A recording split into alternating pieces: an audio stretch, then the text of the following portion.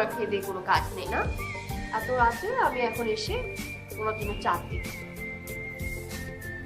আচ্ছা, মানে এখন যদি আমি তোমাদের বাসার সামনে আসি, মানে তোমার বাসায় আসি, তাহলে কি তুমি আমার সাথে মানে ছাদে উঠে চাঁদ দেখতে পারবে না? হ্যাঁ, কেন পারবো না? অবশ্যই পারবো। তবে তুমি আসার আগে একটা কাজ করো, তোমার একটা নিজের ছবি তুলে রেখো। কারণ বাবার যে রাগ,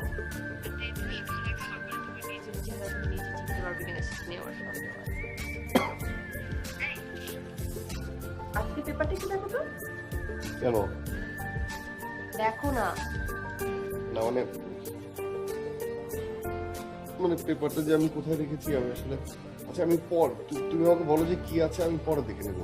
হ্যাঁ, পরে না, এখন দেখো। আর কোথায় রাখছো মানে? আচ্ছা ঠিক আছে, ওয়েট, আমি খুঁজতেছি।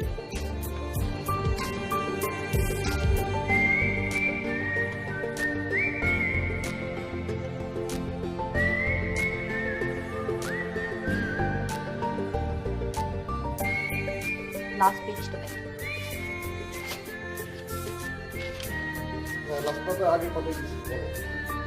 আগেরটা না, লাস্টের পেজ।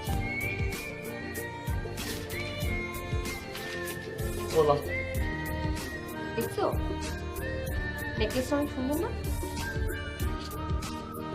এইটা দেখানোর জন্য তুমি এত কষ্ট করে এই রাতে আমাকে এই পেপার খুঁজে বের করে না?